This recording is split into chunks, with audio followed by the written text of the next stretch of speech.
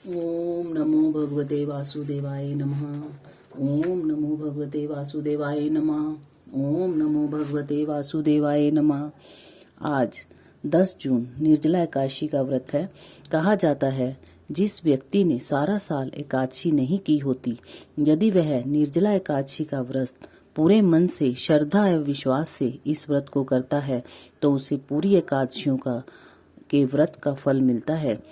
इस दिन व्यक्ति को दान पुण्य करना चाहिए, गरीबों को जल दान करना चाहिए, सारा दिन भगवत भजन करना चाहिए, झूठ नहीं बोलना चाहिए, चुगली नहीं करनी चाहिए, किसी का दिल नहीं दुखाना चाहिए, तभी मनुष्य को व्रत का फल मिलता है।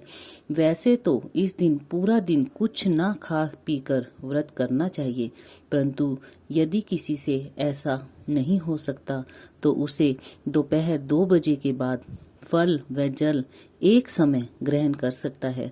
भगवान मनुष्य की श्रद्धा और भक्ति देखते हैं।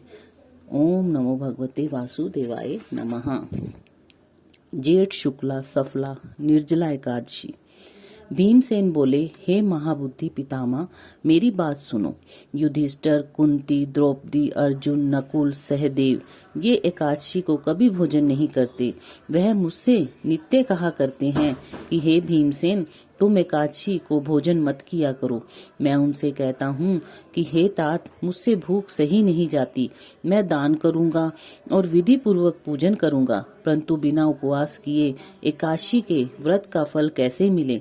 भीमसेन का वचन सुनकर व्यास जी बोले, जो तुमको स्वर्ग अत्यंत प्रिय है और नरक बुरा मालूम होता है तो दोनों पक्ष की एकादशी को भोजन नहीं करना चाहिए। भीमसेन बोले, हे महाबुद्धे, एक बार भोजन करने से भी मुझसे नहीं रहा जाता, फिर उपवास कैसे करूँगा। हे महामुने, वृक नाम का अग्निदेव सदा मेरे पेट में रहता है। जब मैं बहुत अधिक अन्न खाऊं तब वह शांत होता है। हे महामुने, मैं एक उपवास कर सकता हूँ जिससे स्वर्ग मिल जाए।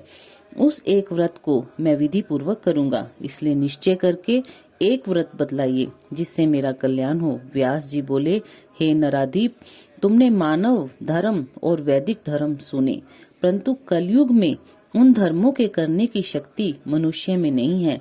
सरल उपाय, थोड़े धन और कम परिश्रम से महाफल प्राप्त होने की विधि मैं तुमसे कहता हूँ, जिससे सब पुराणों का सार है। जो दोनों पक्ष की एकादशी का व्रत करता है वह नरक में नहीं जाता। व्यास जी के वचन सुनकर भीमसेन पीपल के पत्ते की तरह कांपने लगे और डर कर बोले, हे पितामह, मैं क्या करूं?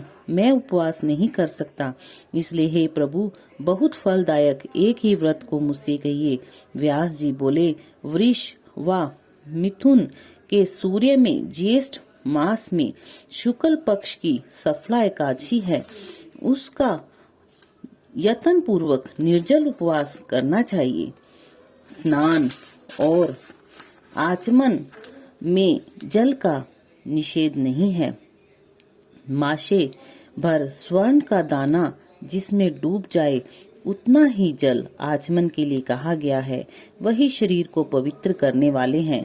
गो के कान की तरह हाथ करके माशे भर जल पीना चाहिए। उससे थोड़ा या अधिक जल पीने से मदिरा पान के समान होता है, और कुछ ना खाएं, नहीं तो व्रत भंग हो जाता है।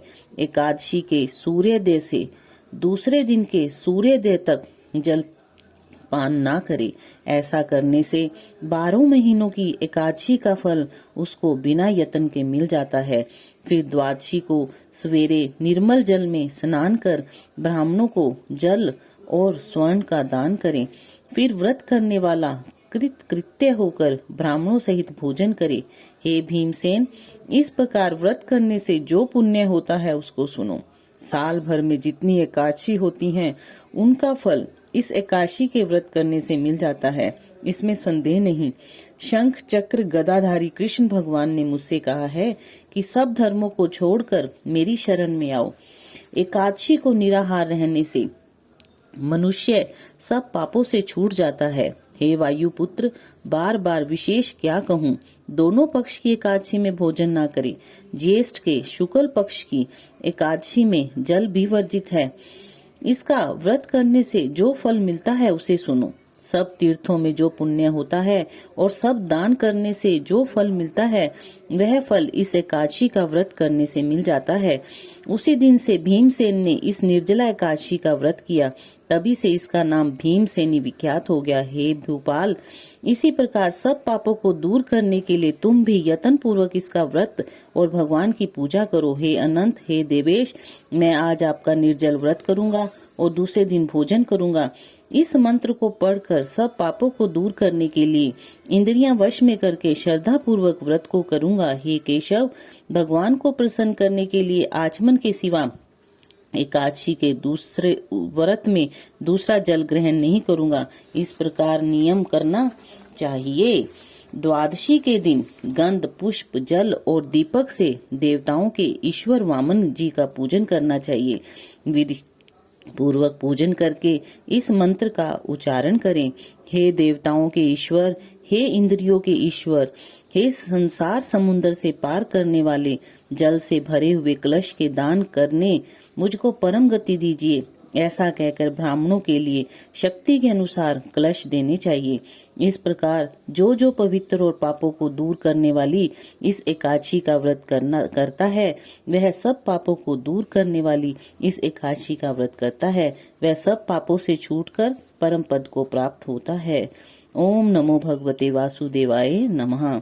आप सारा दिन अपने मुंह में इस मंत्र का जाप करके भगवान की भक्ति प्राप्त कर सकते हैं। ओम नमो भगवते वासुदेवाय नमः।